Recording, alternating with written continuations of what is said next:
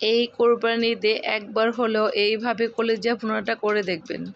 অনেক বেশি মজা আর কালারটা হবে অনেক সুন্দর।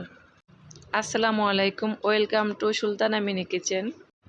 গরুর কলিজাটা কিভাবে পারফেক্ট এবং লোভনীয়ভাবে রান্না করা যায় টিপস অ্যান্ড টিপসও শেয়ার করব।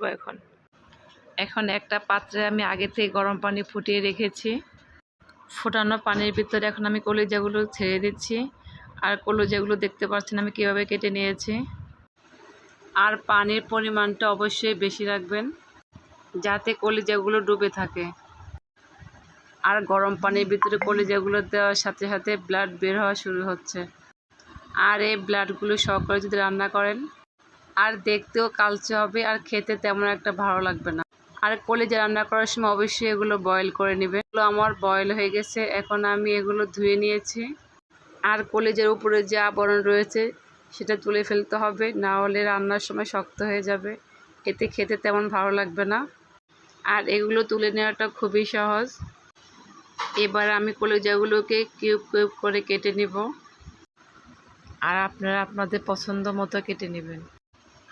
আমার মনে হয় কলিজা ভুনার জন্য এই ছোট ছোট সাইজটি পারফেক্ট। ভিডিওটা স্কিপ করে দেখবেন না, তাহলে অনেক কিছু মিস করবেন। আর কলিজাটা কাটা হয়ে গেলে অবশ্যই 2-3 বার ধুয়ে নেবেন। এর মাঝে আমার কলিজাগুলো কাটা হয়ে গেছে। এখন আমি কলিজাগুলো একটা পাত্রে ঢেলে ধুয়ে নিব। এবার আমি মূল রান্নায় চলে যাচ্ছি। এখন চুলা আমি একটা প্যান বসিয়ে নিচ্ছি। এখন আমি পরিমাণ মতো তেল নিয়ে নিচ্ছি। আপনার ইচ্ছা করলে কমিয়ে বাড়িয়ে নিতে পারেন। আর কলিজা ভুনাতে তেলের পরিমাণটা একটু বেশি লাগে। এখন আমি গোটা মশলা দিয়ে দিচ্ছি। এখানে আছে দারচিনি, গোলমরিচ, লং, তেজপাতা, সাদা এলাচ, কালো এলাচ আর 1 কাপ পেঁয়াজ। এখন পেঁয়াজটাকে আমি মাঝারি আছে 2 থেকে 3 মিনিট ভেজে নেব। আর 2-3 মিনিট ভাজার পর আমার পেঁয়াজটা সফট হয়ে গেছে। এখন অ্যাড করে দিচ্ছি 2 টেবিল চামচ আদা বাটা, 2 টেবিল চামচ রসুন বাটা। এখন দিয়ে দিব 1 টেবিল চামচ জিরা বাটা। এখন আমি মশলাটাকে পেঁয়াজের সাথে 2 থেকে 3 মিনিট ভেজে নেব। এতে করে আদা রসুনের যে কাঁচা ফ্লেভার আছে এটা চলে যাবে। এখন আমি অ্যাড করে দিব শুকনো উপকরণগুলো। এখন দিয়ে দিচ্ছি 2 টেবিল চামচ মরিচের গুঁড়া, 1 টেবিল চামচ হলুদের গুঁড়া। এখন দিয়ে দিচ্ছি পরিমাণ মতো লবণ আর সামান্য পানি দিয়ে মশলাটা কষিয়ে নেব।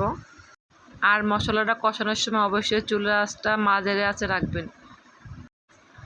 আর এই পানির ভিতরে আমি মশলাটাকে ভালোভাবে কষিয়ে নেব, পানিটা শুকিয়ে তেলটা উপরে আসা পর্যন্ত। আর 2-3 মিনিট কষিয়ে নেওয়ার পর পানিটা শুকিয়ে তেলটা উপরে চলে আসছে। আর এই পর্যায়ে আমি অ্যাড করে দিচ্ছি কলিজা। আর এই পর্যায়ে আমি কলিজাগুলোকে মশলার সাথে 4-5 মিনিট কষিয়ে নেব। আর কষানো অবস্থা আমি বারবার নেড়ে দিচ্ছি যাতে পুড়ে না যায়।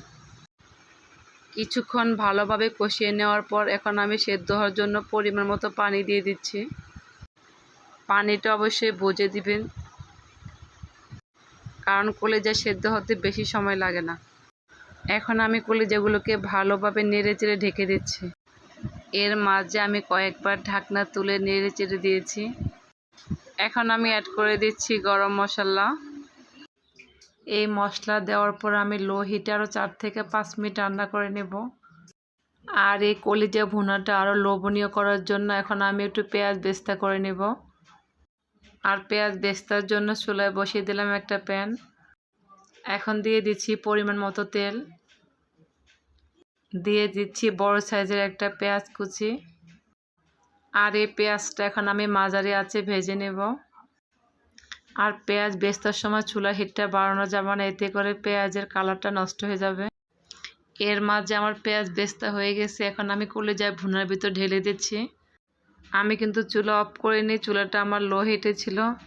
এখন অ্যাড করে দিচ্ছি আমি 4-5টা কাঁচামরিচ। এখন আমি অ্যাড করে দিচ্ছি মাঝারি সাইজের একটা কাঁচা পেঁয়াজ। আর এই কাঁচা পেঁয়াজটা দেওয়ার পর আমি চুলার আঁচটা একটু কমিয়ে 2-3 মিনিট ঢেকে রান্না করে নেব। মাশাআল্লাহ, এই কলিজা ভুনাটা দেখতে অনেক লোভনীয় হয়েছে। এখন আমি একটা পাত্রে ঢেলে কলিজা ভুনাটাকে পরিবেশন করে নেব। আর আমার ভিডিওটা যদি আপনাদের ভালো লাগে প্লিজ লাইক সাবস্ক্রাইব করে আমার পাশে থাকবেন। আর এর মাঝে আমার পরিবেশন করা হয়ে গেছে।